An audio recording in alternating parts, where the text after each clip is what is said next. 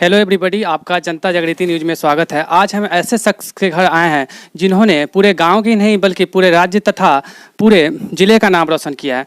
तो सबसे पहले हम उनके स्ट्रगल के बारे में जानेंगे और उन्होंने किस प्रकार पढ़ाई की। तो आज तो रत्नेश जी नहीं है, लेकिन उनके घर वाले से जानेंगे, उनके भाई से जानेंगे और बहन से जानेंगे कि उनका स्ट्रगल किस प्रकार रहा और उन्होंने किस प्रकार बिहार न्यायिक सेवा में उन्होंने 242वां रैंक लाया तथा अपने SC कास्ट में उन्होंने चौथा रैंक लाया। तो सबसे पहले अपने बारे में बताइए। मैं गुड़िया कुमारी, मैं भी एक एडवोकेट हूँ। SKJ लॉ कॉलेज से पास आउट की हूँ 2020 में। तो सबसे पहले बताइए उनका शुरुआती शिक्षा कहाँ से रहा? शुरुआती शिक्षा गांव से उनकी रही। उन्होंने सबसे पहले प्राइमरी शिक्षा कहाँ से की, वो स्कूल का नाम बताइए। प्राइमरी स्कूल ये प्राथमिक विद्यालय से। यस, और उन्होंने अपना 10th कहाँ से किया? 10th अपना केवानी स्कूल से, हाई स्कूल से किए। और 12 कहाँ से किया उन्होंने? 12 ये कदना से किए। अच्छा बताइए, आपके पिताजी क्या करते हैं वैसे? पिताजी मेरे कंपनी में लेबर हैं। तो सबसे पहले हम जानेंगे, इनके पिताजी लेबर हैं। एक लेबर होने के बावजूद उनका बेटा अगर एक छोटे से कस्बे से एक जज तक का सफ़र तय करना अपने आप में एक बहुत बड़ी बात होती है। तो उनके बताइए स्ट्रगल किस प्रकार रही? उनके पिताजी तो मजदूर थे, तो आखिर उनके मन में कब आया कि आखिर उनको जज बनना चाहिए? उनको मन में ये मैं उनके पापा का सपना था कि मेरा बेटा जज बने। देखिए, एक छोटे कस्बे से होके बड़ी सोच रखना अपने आप में एक बड़ी बात होती है।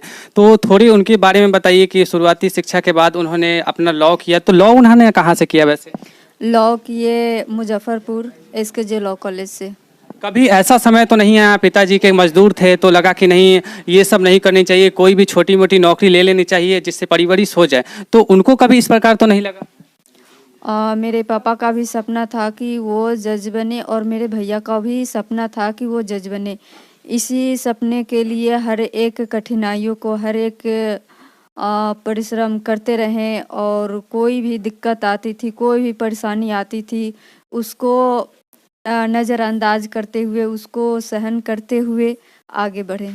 अच्छा, देखिए उन्होंने बड़ी सारी कठिनाइयों का सामना किया। पापा को कैसा लग रहा है जिस प्रकार से उन्होंने बिहार न्यायिक सेवा में इतने 242वां रैंक लाया? तो पापा को कैसा गर्व महसूस हो रहा है? गांव में किस प्रकार उनको देख रहे हैं अब?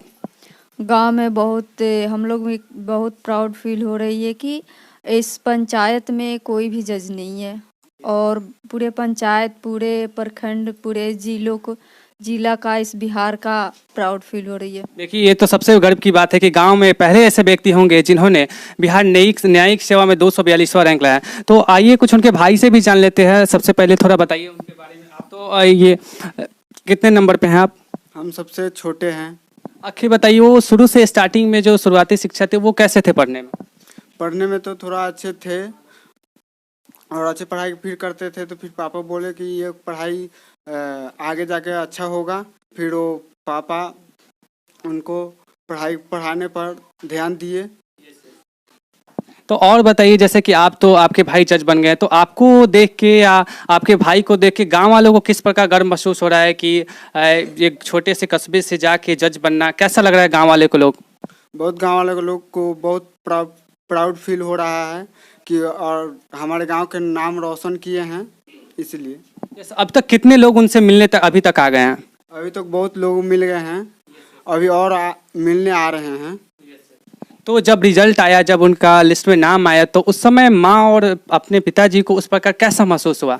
ऐसा महसूस हुआ कि हमारा जो काम लक्ष्य पे थे भैया, वो पूरा लक्ष्य पूरा कर लिए। और मम्मी और पापा को इतना खुशी हुआ कि वो खुशी से रोने लगे। देखिए, जब रिजल्ट आता है तो किस प्रकार वो इतने खुशी हो गए कि वो खुशी के मारे रो दिए। तो ये बड़ी बात होती है, एक छोटे से कस्बे से जाके बिहार जुडिशरी में 242वां रैंक लाना अपने आप में बड़ी बात होती है। तो कल हम जानेंगे और रत्नेश कुमार जी कल आएंगे तो उनसे और भी चीज़ जानेंगे। तब तक के लिए बाय बाय, देखते रहिए जनता जागृति न्यूज। आपकी चैनल की थैंक यू। आपके चैनल की thank you. Okay, thank you so much.